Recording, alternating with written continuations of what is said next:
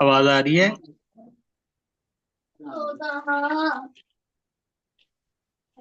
ہاں اوکے. جی، تمام حضرات اپنے اپنے مائک جو ہیں وہ بند کر دیں.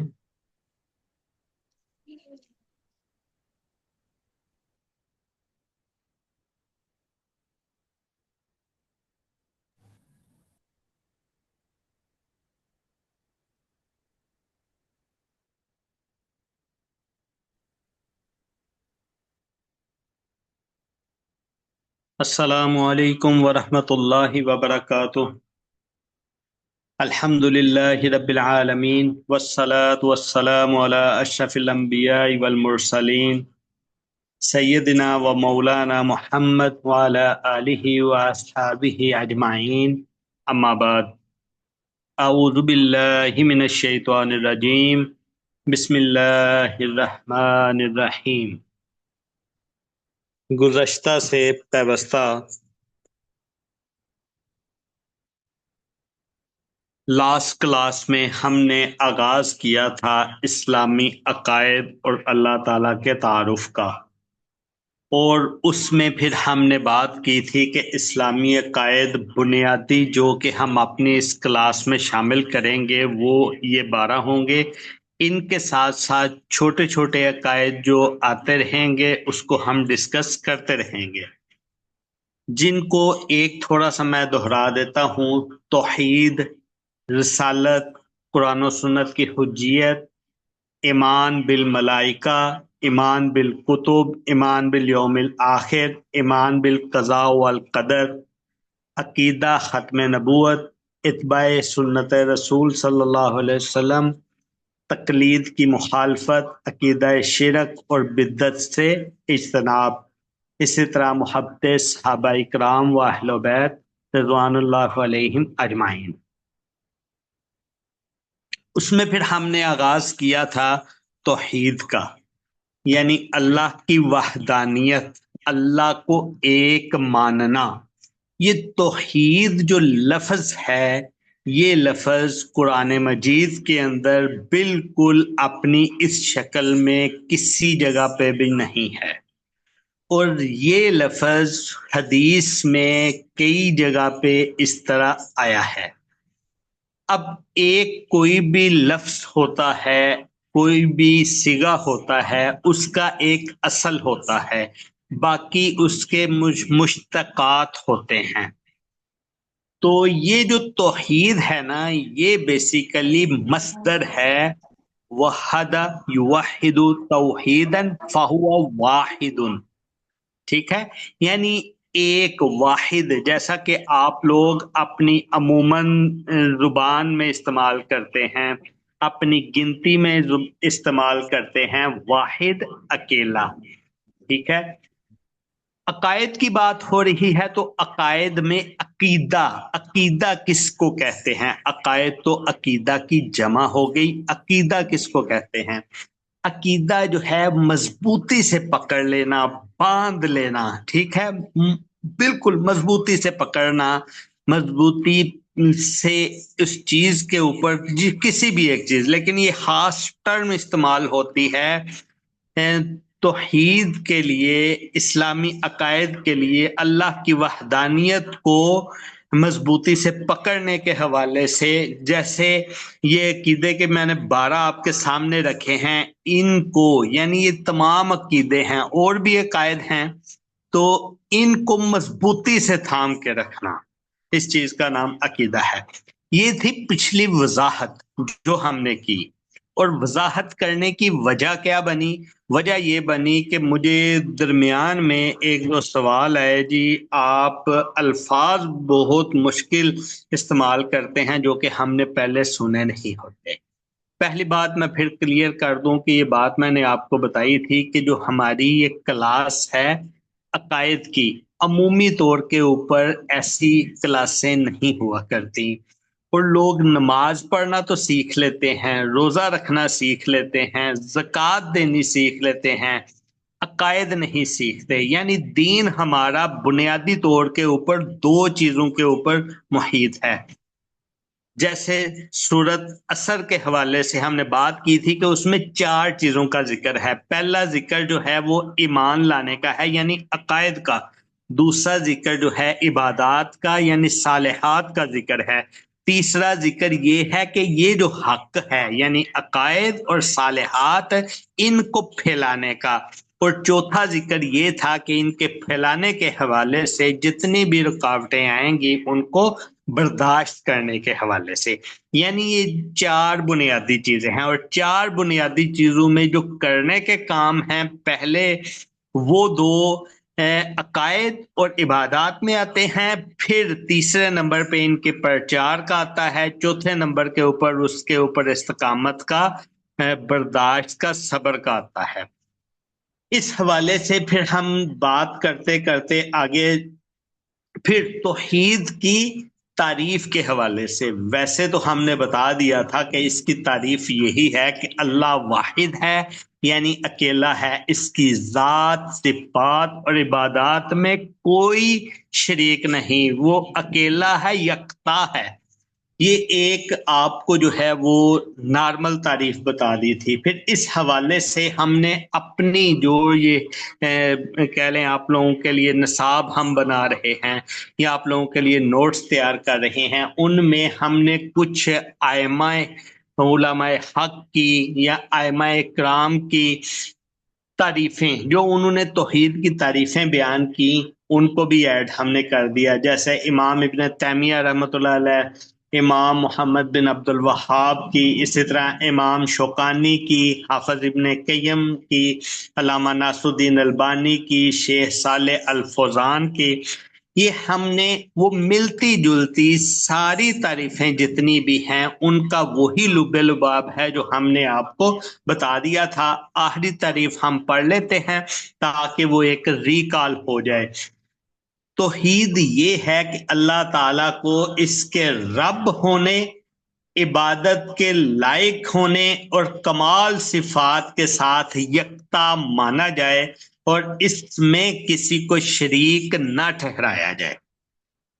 اچھا، پھر ہم نے بات کی تھی جی اہل الحق کے نزدیک توحید کی 3 قسمیں ہیں: توحید ربوبیت، توحید الوہیت، توحید اسماء و صفات. توحید ربوبیت ہم نے سٹارٹ کی تھی پڑھنی. توحید ربوبیت کے اندر سب سے پہلا جو پھر سوال آیا کہ توحید کا، جس طرح میں نے بتا دیا جی لفظ وحد یوحد توحیدن سے یہ توحیدن مصدر ہے، اس سے یہ توحید لفظ ہے. اب ربوبیت کی بات آئی.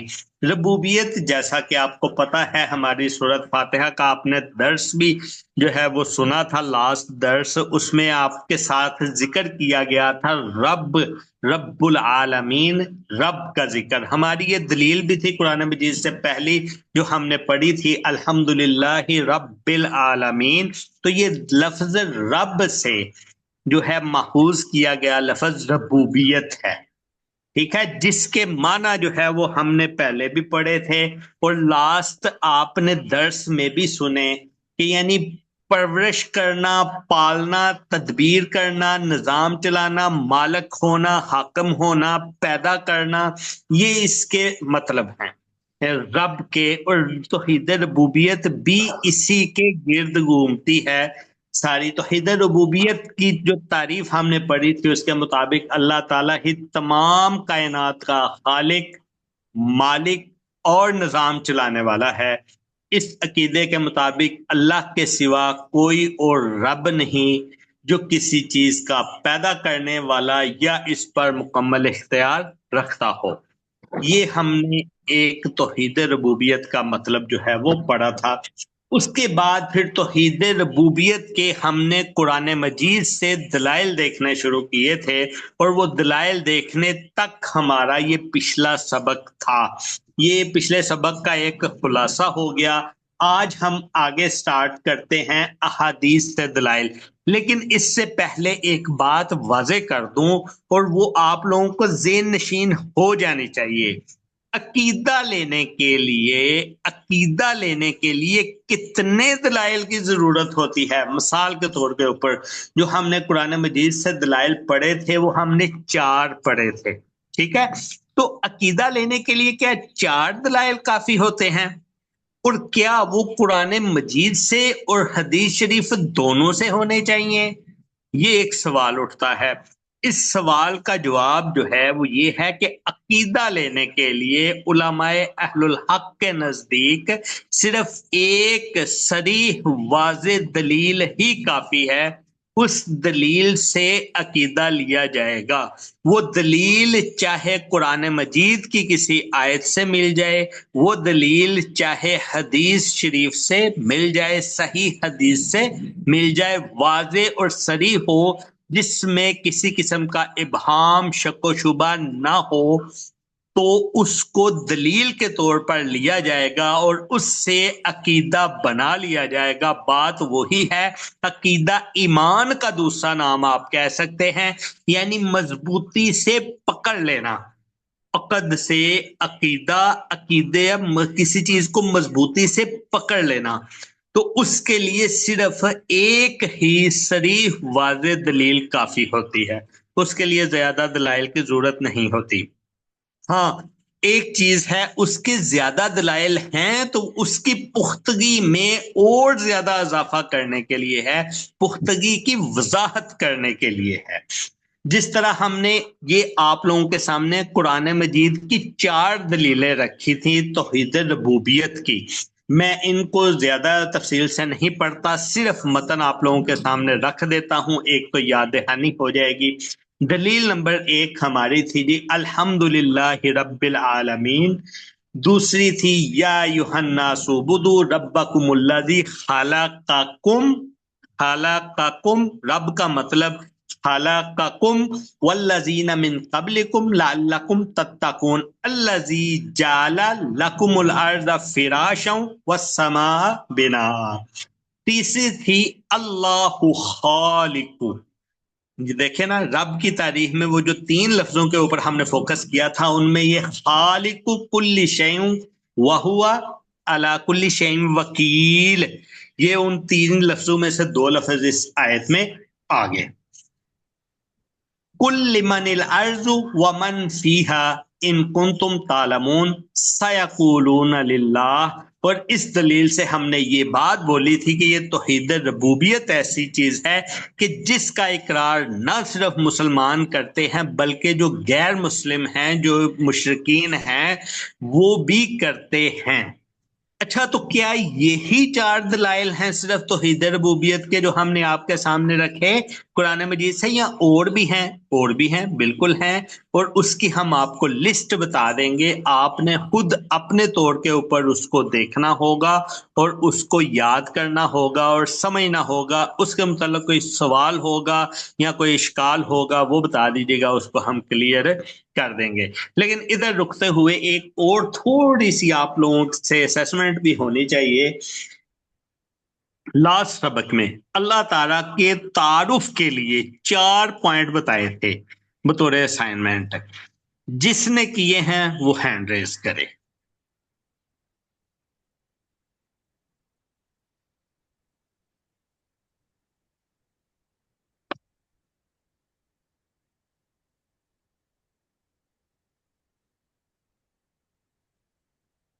ہینڈ ریز کوئی نہیں ہوئے، یعنی کسی نے نہیں کیے، سب نے ہی بہت ایزی لیا، ٹھیک ہے۔ چلیں اب نیکسٹ کلاس سے پہلے دوبارہ سے وہی اسائنمنٹ ہے، ہم آگے نہیں جاتے، تو اس کو کیجیے گا۔ میں دوہرا دیتا ہوں اسائنمنٹ آپ لوگوں کے سامنے۔ اسائنمنٹ یہ تھی کہ اللہ تعالیٰ کے تعارف کے طور کے اوپر آپ لوگوں نے سورۃ اخلاص، آیت الکرسی، سورۃ طٰہٰ کی آیت نمبر 14 یعنی آیت نمبر 14، اور اسی طرح سورۃ الحشر کی آیت نمبر 23 اور 24، بلکہ 22، 23، 24، یہ 3 آیتیں بنتی ہیں۔ تو ان کا آپ لوگوں نے مطالعہ کرنا تھا، مطالعہ کر کے اس کے اوپر پھر ایک آدھا سوال کلاس میں کر لیں گے، اور اس سے ہوگا یہ کہ باقیوں کا بھی فائدہ ہو جائے گا۔ اس سے پہلے کہ احادیث کے دلائل کی طرف ہم جائیں، ایک اور بات ادھر واضح کر دیتے ہیں، کوئی بھی سوال ہو کلاس سے متعلق، کیونکہ ہم نے اس کا نام عقیدہ کلاس رکھا ہوا ہے، اور یہ عقیدہ کلاس ہماری 1 2 3 4 کلاسوں میں ختم ہونے والی نہیں ہے، یہ تو گارنٹی شدہ بات ہے، یہ جائے گی، ہو سکتا ہے 60 کلاسیں جائیں، 70 کلاسیں جائیں، یا اس سے بھی زیادہ کلاسیں جائیں، کیونکہ عقیدہ کلاس میں ہم نے بنیادی چیز نہیں بات کرنی، ہم نے اس کو ڈیٹیل سے سیکھنا ہے، تفصیل سے اس کے اوپر بات کرنی ہے، اسی لیے کوئی بھی سوال ہو، کوئی بھی اشکال ہو، جدھر ہو ہینڈ ریز کیا کریں، ہینڈ ریز کرنے کی پریکٹس کر لیں، تاکہ ادھر ہی اس کا سوال لیا جائے اور ادھر اس کا جواب دے دیا جائے، تاکہ ذہن میں کوئی اشکال باقی نہ رہے، اور کلاس کے اینڈ تک ضروری نہیں کہ ٹائم بھی بچے کہ سوال لیا جائے، اور یہ بھی ہوتا ہے کہ جو سوال ذہن میں آیا ہوتا ہے وہ بھی بھول جاتا ہے، وہ بھی تب تک یاد نہیں رہتا۔ چلیں سب سے پہلی دلیل ہم دیکھتے ہیں صحیح مسلم کی حدیث جبریل کے مطابق۔ حدیث جبریل ایک خاص حدیث ہے جس کا نام حدیث جبریل ہوتا ہے، کسی دن اس کے اوپر بھی بتا دیں گے تفصیل سے کہ یہ کون سی حدیث ہے۔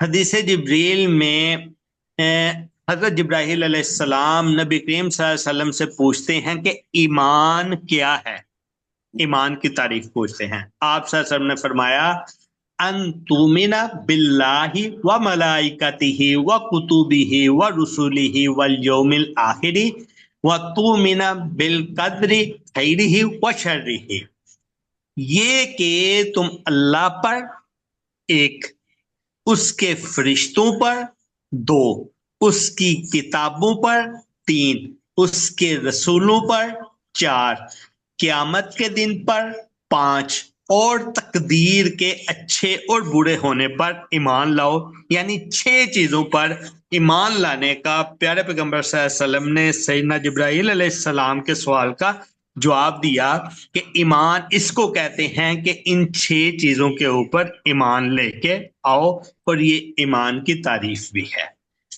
اچھا، اب ہم نے جو اپنے 12 بنائے ہیں ان میں یہ 6 تو موجود ہیں، اور ہماری جو ترتیب ہے وہ بھی ان 6 سے ہی آگے چلتی ہے۔ اس کی تھوڑی سی اگر ہم تشریح دیکھیں تو ایمان جو کہ پہلا رکن ہے اللہ پر ایمان لانے کا، ہم نے پڑھا تھا نا، بنی الاسلام علی خمس، یہ 5 ہیں بنیادیں اسلام کی، ان 5 بنیادوں میں سب سے جو پہلی بنیاد ہے وہ ہے شہادت اللہ الہ الا اللہ وان محمد رسول اللہ۔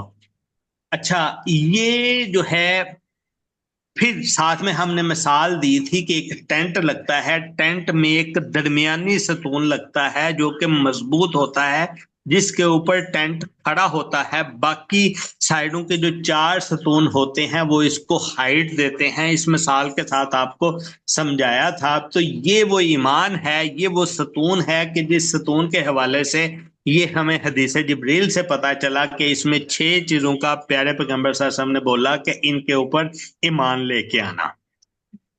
اچھا جی، اب ہے ایمان کا پہلا رکن اللہ پر ایمان لانا ہے، جس میں اس کی ربوبیت، الوہیت اور اسماء صفات شامل ہیں۔ بالکل وہ کیسے، ہم اس کو پڑھ ہی رہے ہیں، ساتھ ساتھ آپ کو پتہ چل جائے گا۔ صحیح بخاری کی حدیث قدسی کے مطابق، اب حدیث قدسی یہ بھی الگ سے ہے، ٹائم تھوڑا ہے، آپ کو بتا دیں، بہرحال سمپل سمجھنے کے لیے یہ ہے، حدیث قدسی وہ ہوتی ہے جس میں اللہ تعالیٰ ارشاد فرما رہے ہوتے ہیں۔ اللہ تعالیٰ فرماتے ہیں انا الغنی وانتم الفقراء، میں نے آپ کو آیت طٰہٰ کی، سورۃ طٰہٰ کی 14 نمبر آیت اسائنمنٹ کے طور پہ دی تھی، اس کو پڑھ کے بھی بتایا تھا، اس میں بھی اسی طرح کی ہی چیز تھی۔ اب کیا ہے وہ آپ لوگ جب خود پڑھیں گے تو آپ کو سمجھ آ جائے گی۔ اس میں اللہ نے انا اللہ بولا تھا، یعنی میں اللہ ہوں۔ ادھر اللہ کیا کہہ رہے ہیں؟ انا الغنی وانتم الفقراء، میں غنی ہوں اور تم سب فقیر ہو۔ اب یہ بھی ربوبیت کی دلیل ہے۔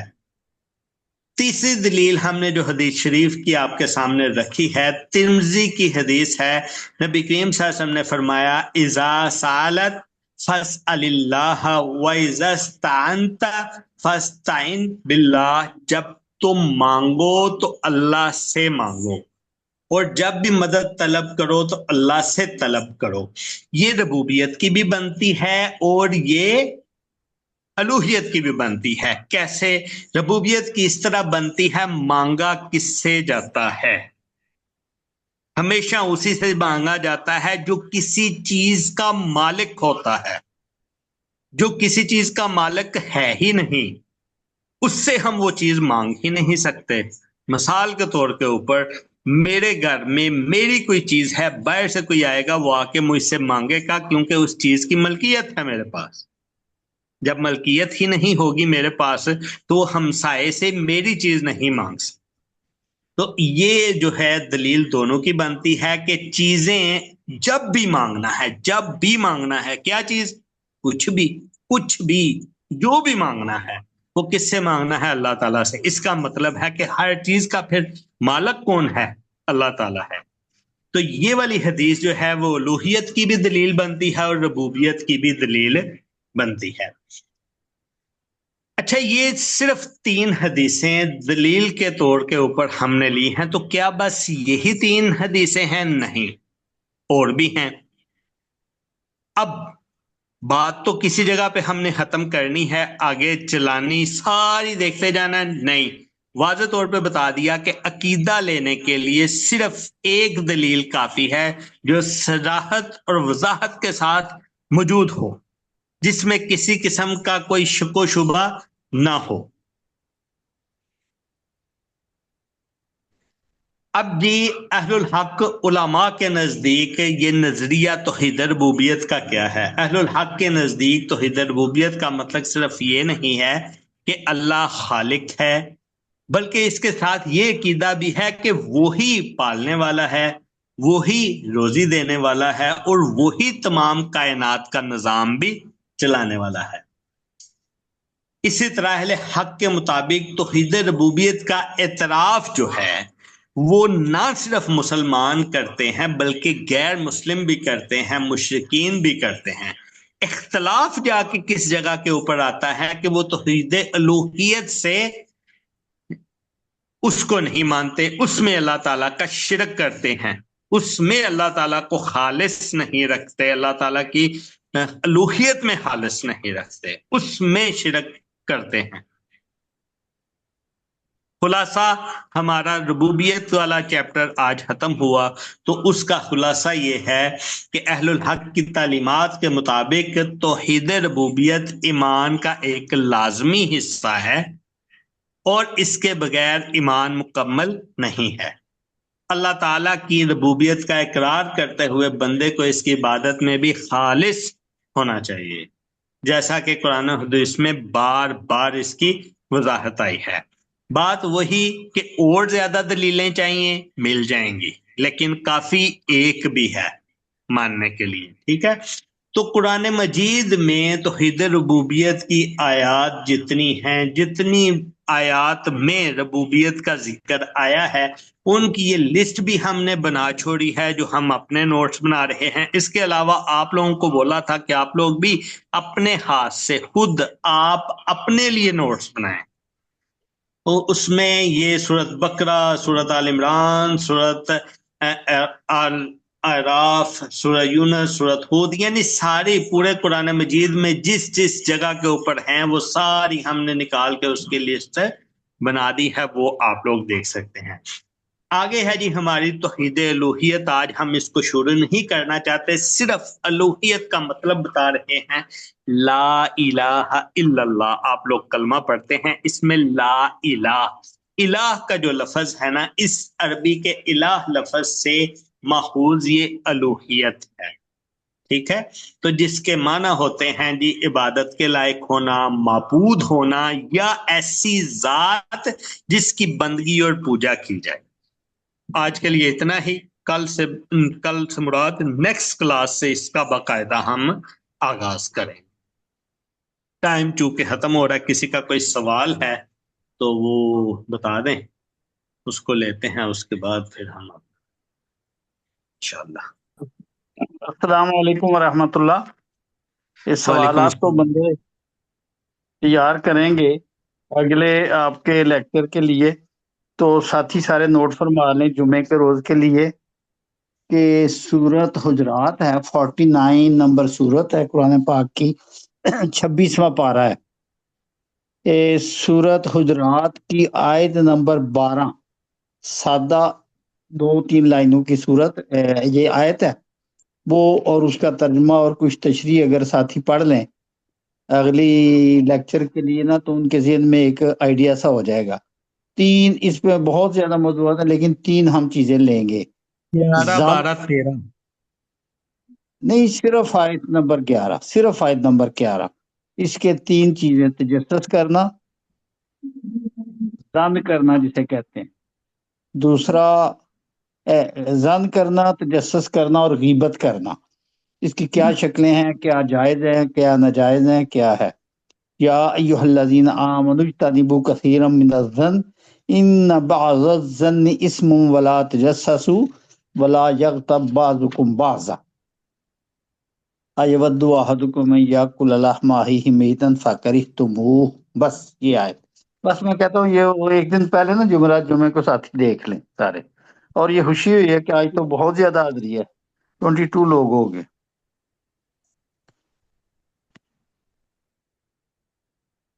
سورت حجرات آیت نمبر 12۔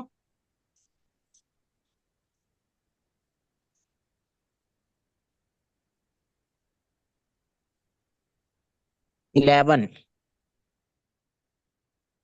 12 12 12 ویسے آپ 12 لوگ ایفرٹ کریں نا تو 11 12 13 تینوں ہی کر لیں، لیکن 12 خاص موضوع بتایا گیا ہے۔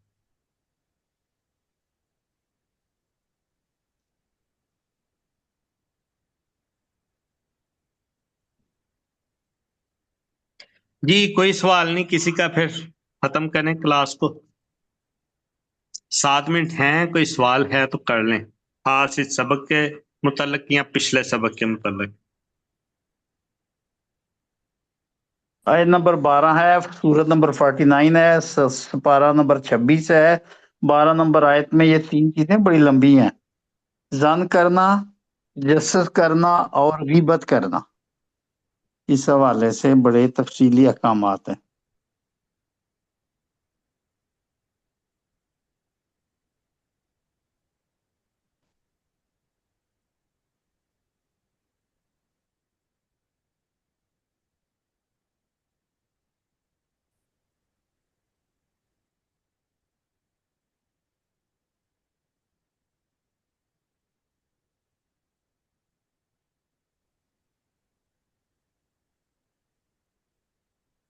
ٹھیک ہے، نہیں کوئی سوال آج کے سبق کے حوالے سے، کلاس کو ختم کرتے ہیں پھر۔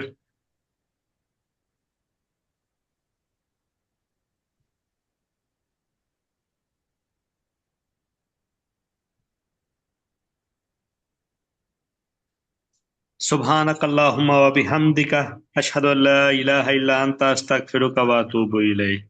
السلام علیکم ورحمۃ اللہ وبرکاتہ۔ وعلیکم السلام ورحمۃ اللہ وبرکاتہ۔